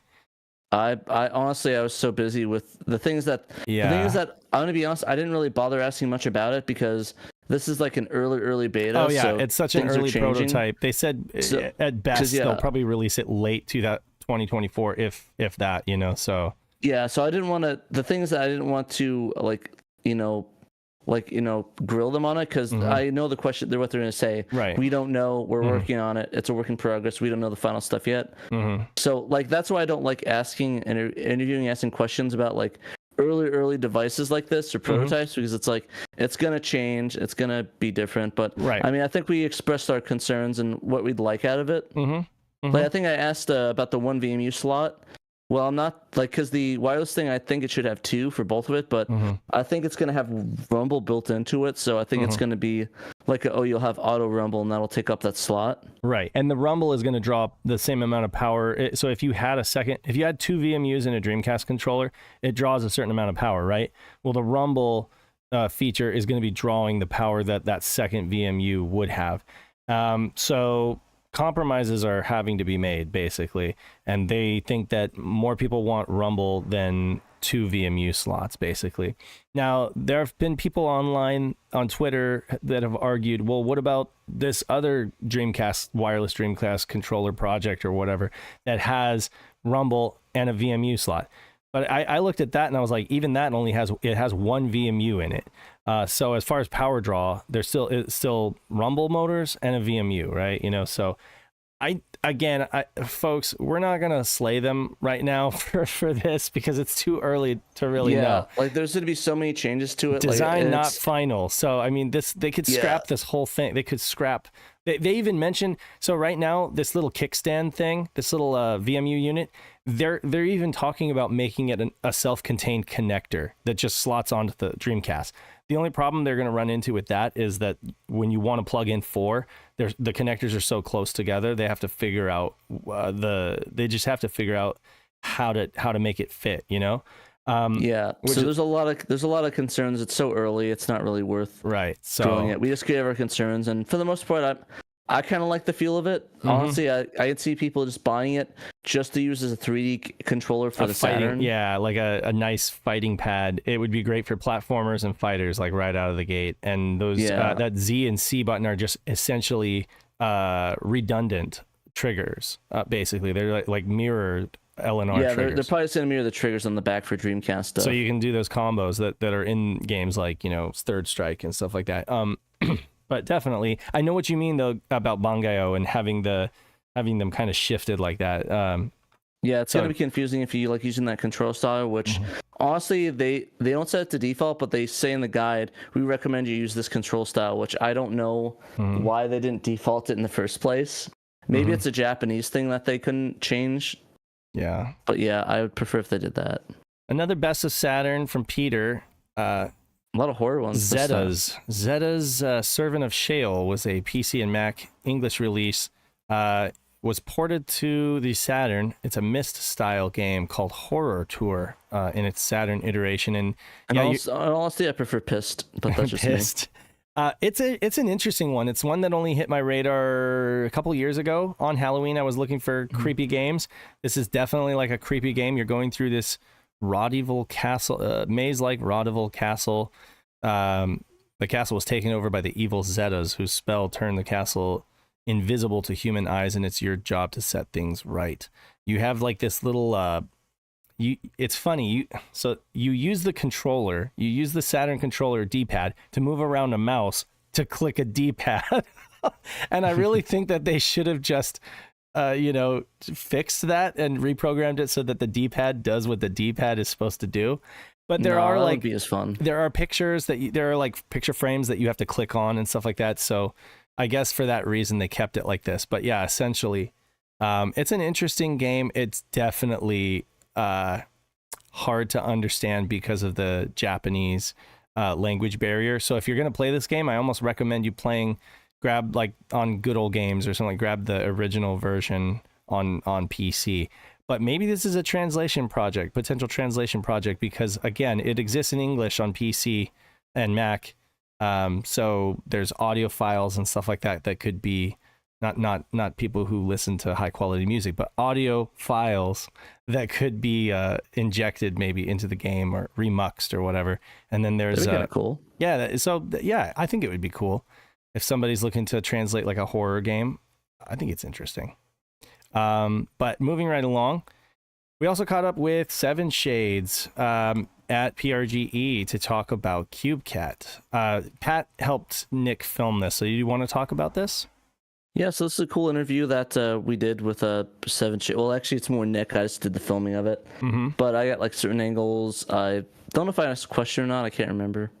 But yeah, it's just really cool article of him playing Peach's Castle on the Sega Pluto. So I thought that was kind of fun. Mm-hmm. The demo's pretty fun. He let us play that a little bit. So I got some little work to do, but it was a lot of fun to try it out. I think the only thing that I didn't really like about this interview is that this guy walked right in front of my lens and brushed it with his shoulder. Oh no! So I don't like. I was filming it, and you can see in the video that there's that I tremble a bit and go backwards. Oh, okay. While I'm filming him, and he just walks right through the camera shot and just rubs against my camera. I'm like, dude. Oh yeah. Well, some folks aren't very self-aware. I didn't notice that happened. Nick did a good job editing it, I guess, because I didn't really even notice. But yeah. Oh no, it's during the one guy that saying that it looked like he was stealing. See if I can find it. He has that hat on, the Moose Truck says I'm that guy. Oh yeah, Moose. Yeah, it happens around. If you watch the video, it happens around the 5:26 mark. Mm-hmm. 5-minute 26 mark in that video. Oh, okay. You see me pop back, but he just ran right in front of it. I'm like, dude. The 5-minute 20.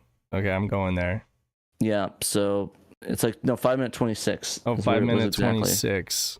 It's that dude right there in that hat. Oh, okay. Right there? That kid who wanted to buy one of Steve's like cheap Saturns, or he was interested in buying like a broken Saturn. Yeah, I remember that kid. Yeah, but he like right in front of rubbed right against it. It's like, cool, thank you, dude. Thank you, dude. Well, appreciate that. I didn't need the film anyways. Yeah, he seemed kind of like a young kid. Like he was a bit aloof. Yeah, a bit aloof. Anyway, for folks who don't know, CubeCat was a game that kind of dropped out of the woodwork a couple years ago for the competition. Seven Shades introduced himself to the community with this game. Like, here, hello, I'm Seven Shades, and I made this amazing game, and it just like dropped out of nowhere. We were all caught off guard. Really, really cool shadow drop game, and it's just gotten better since then. He built this Peach's Castle demo area as kind of a stress for his engine. Basically, he wanted to reveal the flaws, kind of work out the kinks, and figured that using some kind of like iconic 3D gaming area that everybody recognizes would be a good kind of divining rod, I guess, to kind of work out the kinks and kind of stress his rendering engine, because what he's done is he's moved away completely from SGL for the most part. and moved to his own rendering engine, which I think has been helped by folks like XL2.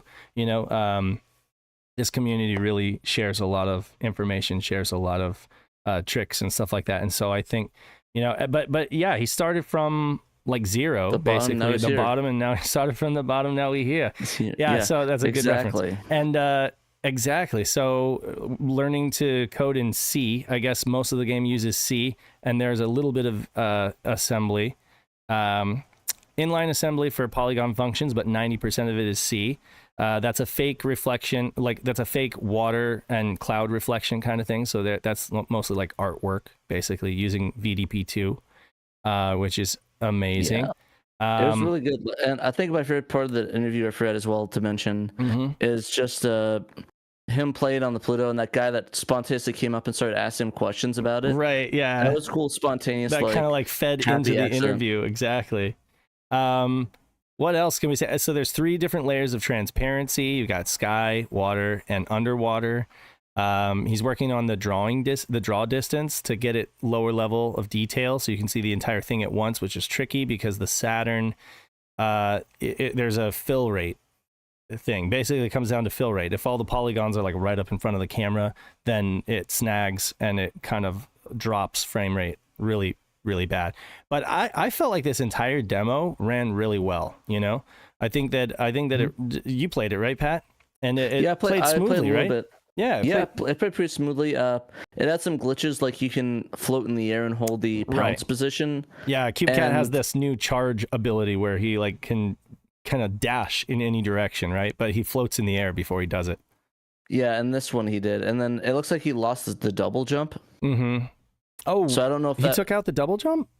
Yeah, I could not do a double jump. Oh, when I was playing it. Interesting. That must be part of him implementing this new ability. So I'm sure, it's very far from done, but he plans on releasing some kind of build for the contest. I believe that's what he said. Constantly tweaking his engine. He said 70% of the rendering has changed, or 70% of the rendering has switched over to like his own engine. He's gone deeper, not using the default SGL library functions anymore. What else is worth saying? So SGL is still doing the matrix math functions to inject the polygons from the pipeline right before the final sort that SGL does. SGL does the sort and then moves them over to VDP1, his own VDP1 renderer. See. So talking about bottlenecks, CPU bottlenecks, basically when you get the whole thing on screen, that's when it's kind of proves difficult. But that's what this whole engine was for. That's what the whole Peach's Castle thing was for. It's basically like a stress demo, you know, kind of like those NVIDIA, what a benchmark. It's like a benchmark, basically, you know? Yeah, it was really cool. I really liked the effort he put into it, and it's a really cool demo. Yeah. I would say you guys should try it out, but he hasn't released it publicly yet. But maybe for the competition, he'll do that. He recommends that folks who are looking into getting into Saturn development, that you just start small. He said that CubeCat started because he just was trying to move a cube around, you know. So he started with Joe Engine, and he was just like, let's see if I can create a cube and move it around. And then once he was able to do that, he's like, well, let me see if I can add arms and legs to it. You know, let me see if I can make it jump. So you just start very small and give yourself realizable goals, you know, and then kind of, you know, get into the Sega Extreme forums, get into their Discord server and ask questions. You know, if you're sincere and you show folks that you're all about action and you actually want, you're not just, you don't just have a pie in the sky idea and you're not going to do anything, but you like are doing the work, folks will help you. There's a bunch of humble folks over at Sega Extreme that are more than happy to show you the ropes, so long as you don't waste their time. You know, you can't come to them and say like, oh yeah, I'm going to create like the most ambitious RPG ever, and it's going to have all this stuff, and they're going to be like, okay, yeah, just keep it simple. Start with a cube. Let's see if you can move a cube around on the screen. You know, and then you just ask questions because folks want to help. They do. This community is great that way. So yeah. Shouts to Seven Shades for for being awesome and coming to our panel and coming to our booth, and he even like babysat the Pluto and our booth while we went to a bit, yeah. So such a nice dude, great guy. Yeah, absolutely. And Audi Sorley got to play CubeCat on the Pluto, so that was kind of neat. He said that was neat. What else, Pat? Oh, we released a podcast. Yeah, we did. I was not on this, even though it credits me as being in it. So that's fun. That was kind of funny. Yeah, that's funny because when he does the intro, he said you were there, and then I couldn't remember if you were actually there or not. But anyway, I was not. Yeah, so check out this podcast, guys. I know it's been a while since we recorded this. We recorded this like right as Tears of the Kingdom had been like recently released. So back in March, I think. Yeah, we're all talking about like playing Tears of the Kingdom and stuff on here. But this was talking about early Sega Saturn PC ports. So you got Myst, SimCity 2000, Theme Park, and Magic Carpet. Myst was great. I think we all kind of agreed that it did what it needed to do. It gave you a perfectly playable version of Myst if you didn't own a PC, or if you want to play it even today, and you're willing to accept the lower resolution, which I don't think really is that big of a deal. You've got saves, you got mouse support. It's perfect. I love it. SimCity 2000 was a slog. The game's fun. Lots of folks enjoy this game, but play it on a PC because it just slows down to a crawl whenever you get a bunch of graphics on the screen and you got fires going on and stuff like that. Apparently somebody is trying to crash the game. They did a stream, or they're trying to take on Nick's challenge of creating a city big enough to just crash the memory. I'm not sure if they succeeded or not, but we all agreed that Theme Park, if you want a simulation game, Theme Park is a lot more fun. It runs well. It's a Bullfrog game, so shouts to Frog Bowl. I believe this was a Bullfrog interactive game, and it runs a lot better on the Saturn, and it's a lot of fun.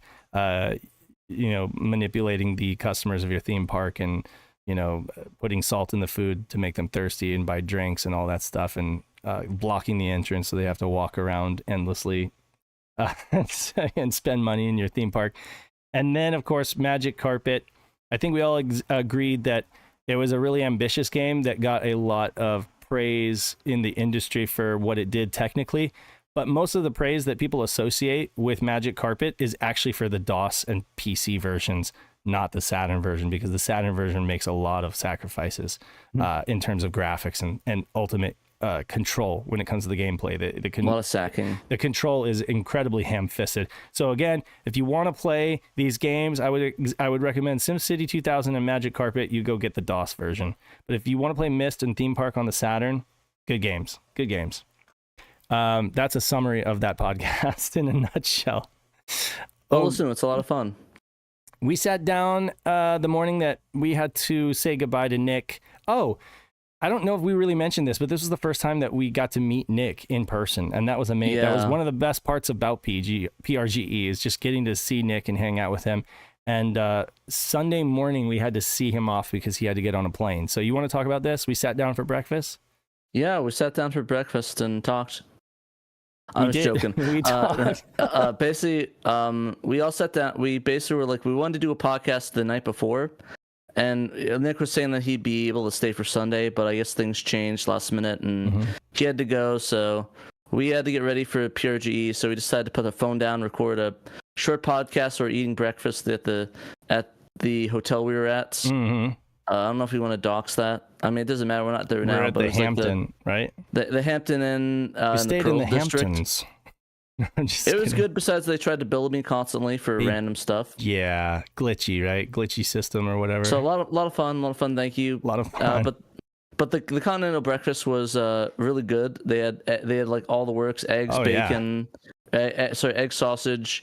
I had waffles every day because I like waffles. Mm-hmm.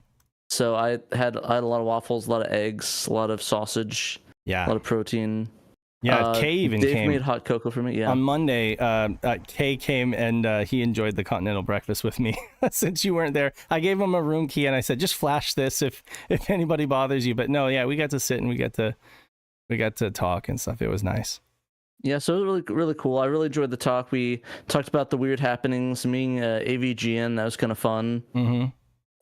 We talked about the con in general, some of the cool things that we did there.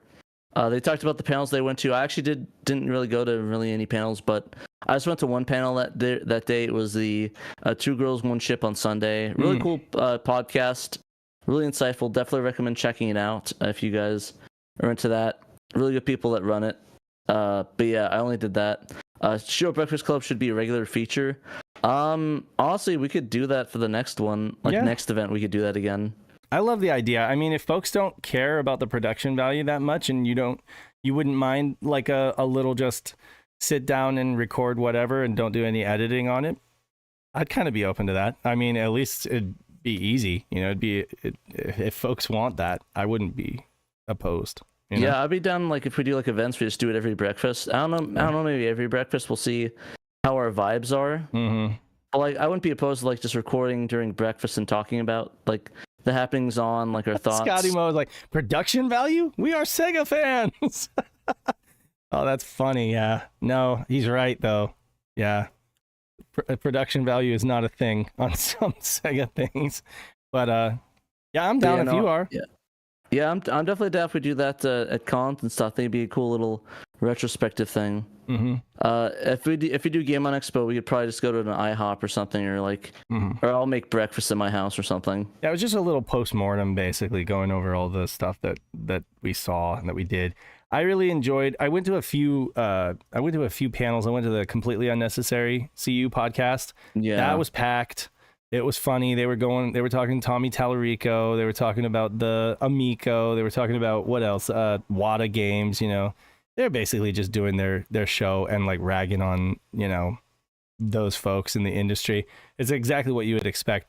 But I had to go, because San Diego, right? Represent those guys. And then I went to Retronauts. Retronauts was great. Another packed house, and it was basically another podcast episode. Took it to the fridge. They were talking about Mario in the media, basically. So they were talking about like all the cartoons, the weird movie, the strange. Did they talk about the anime? The anime movie that they remastered recently. Yeah, exactly. Yeah, they talked about all that stuff. It was pretty cool.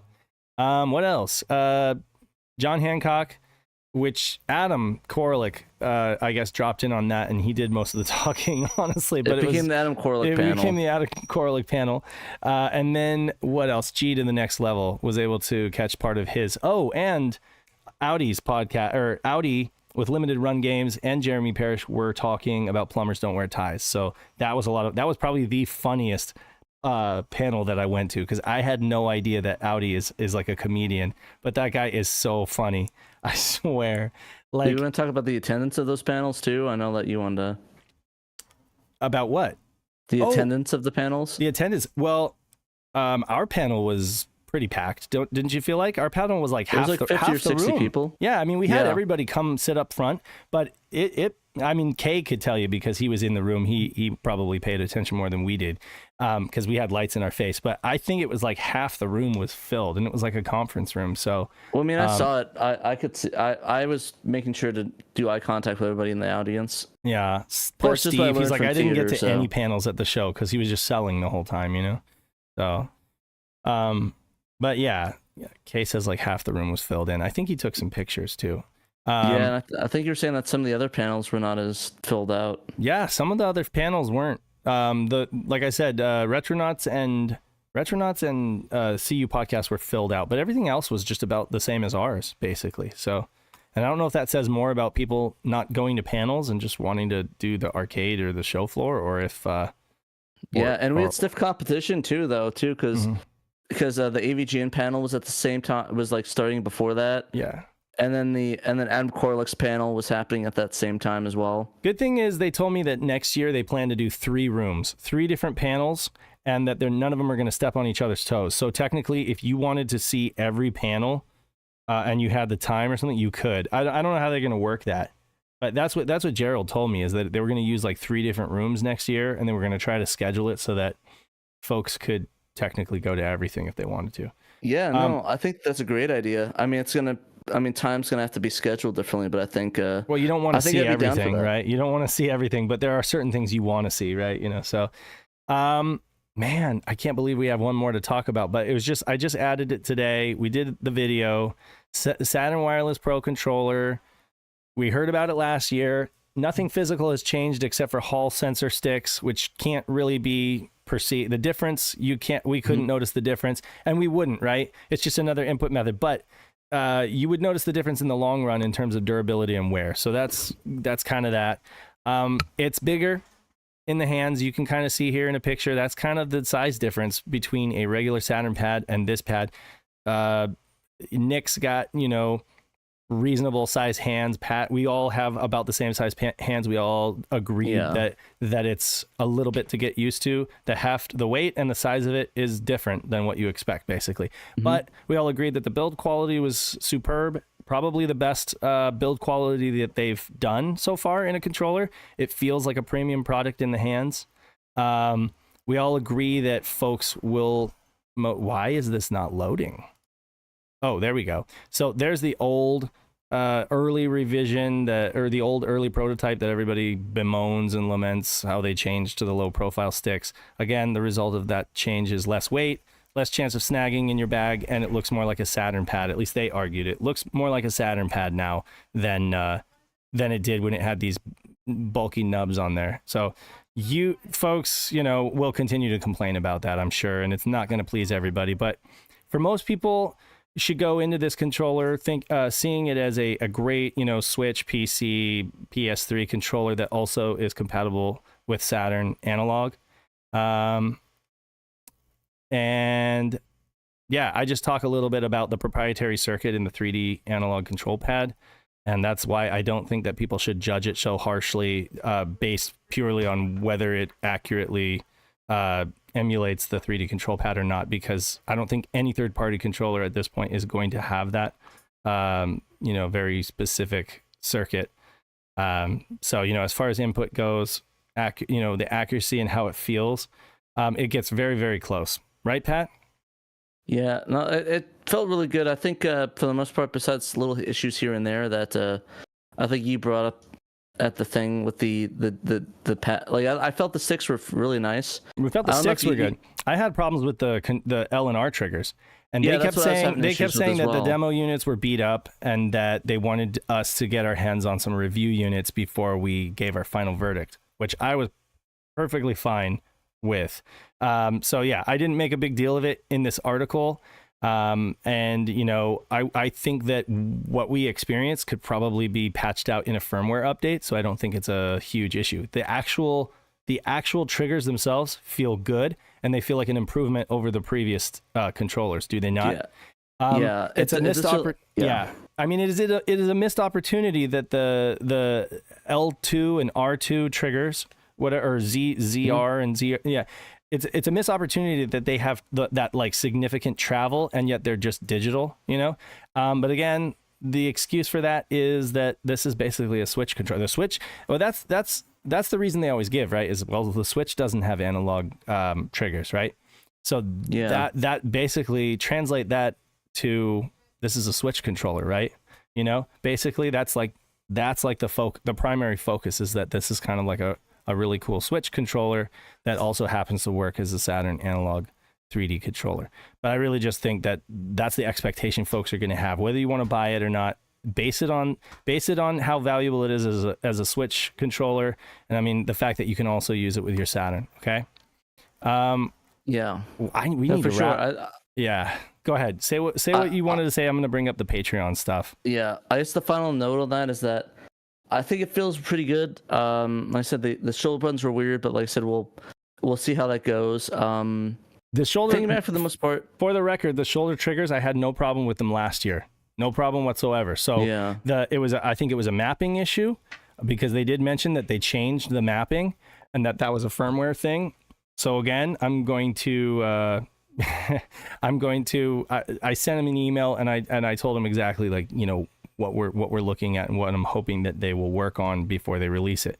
So yeah, I did express to them as well that I told them one of the biggest features is that they should put in support. So there's two sticks.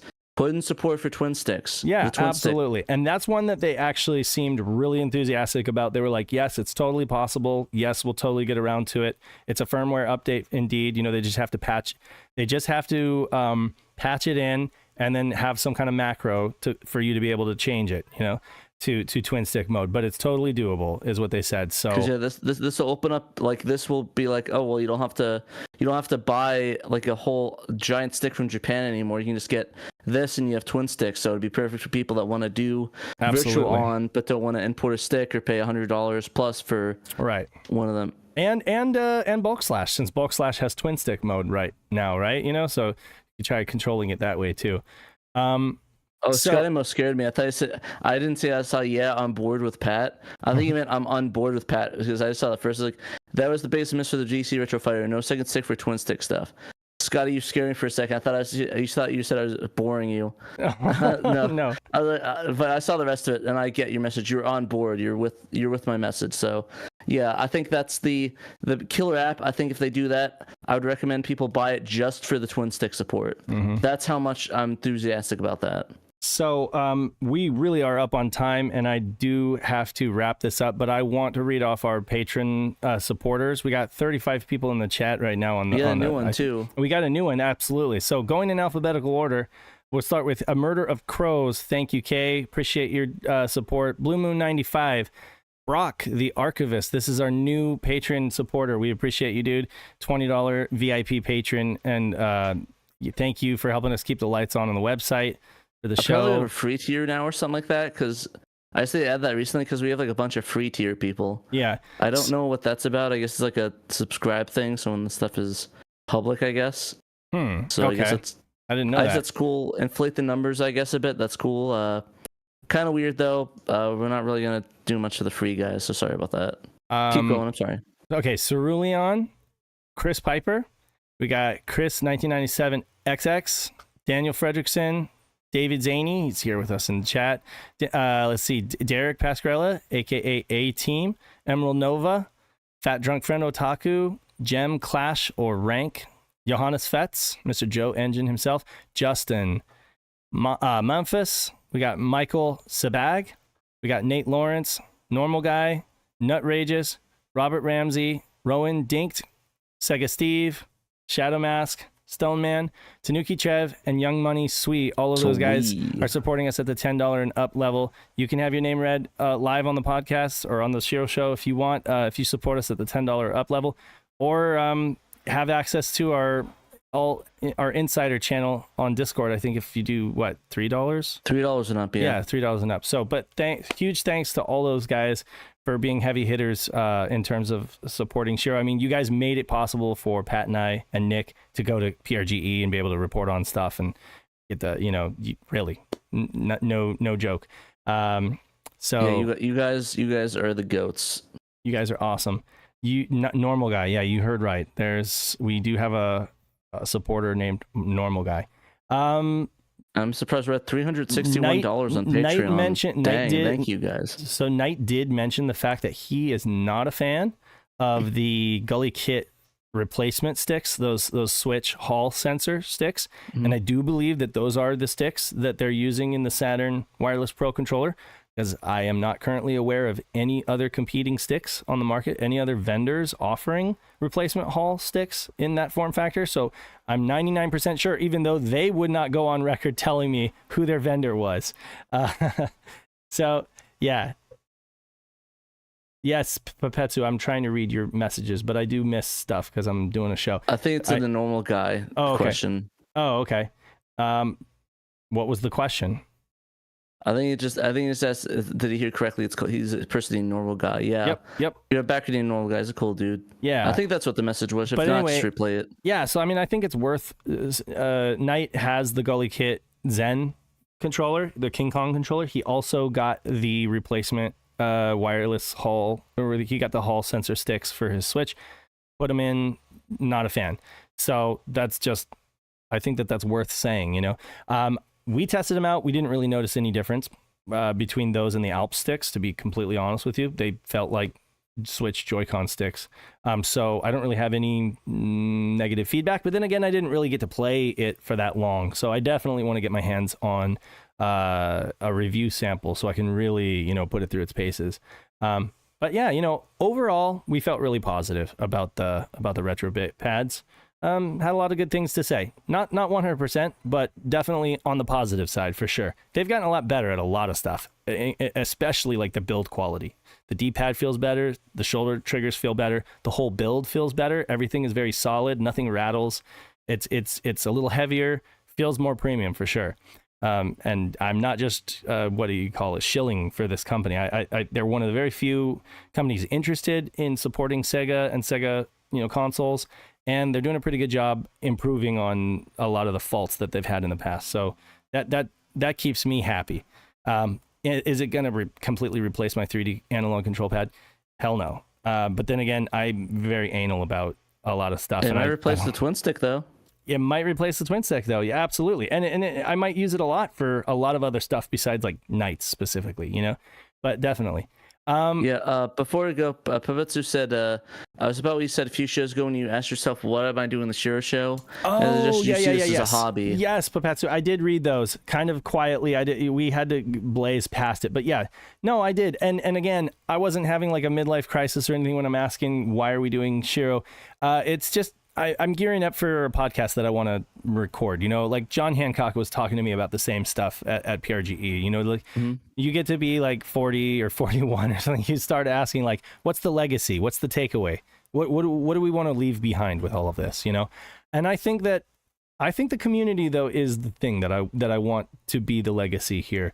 For the most part with SHIRO, I want a lot of people to come together. I want a lot of folks to find each other, to develop, working teams, making cool projects, online tournaments, that kind of thing. That's really the main focus for me. And I mean, all the other cool stuff that we do in the process, I think is great. But yeah, I just think it's awesome that we have this community and that it's so alive, right?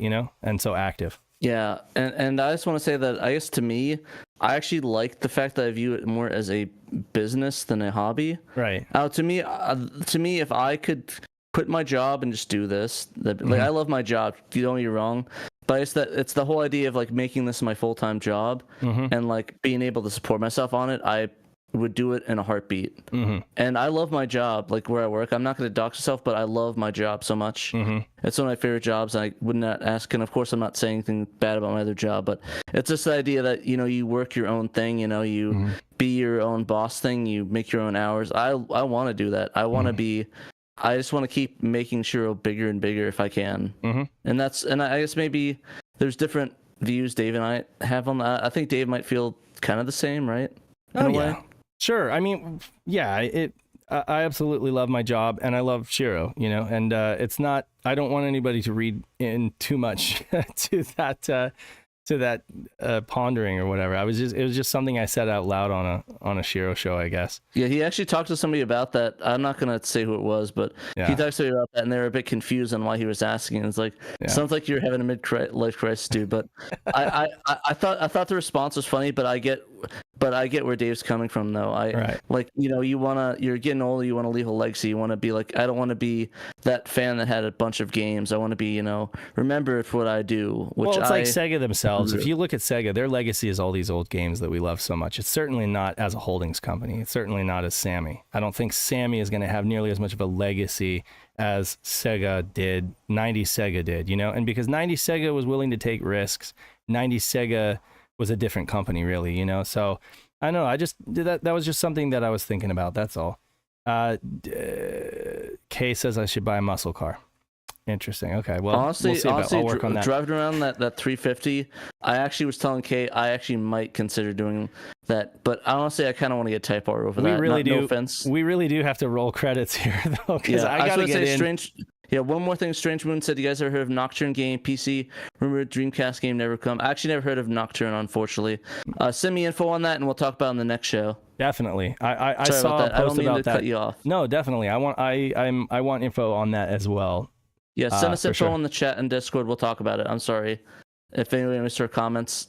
Until next time, this has been Saturn Dave and TraynoCo and Danthrax, reminding you that you must play Sega Saturn. Play Sega Saturn, boys. Until next time, we'll catch you later. See ya.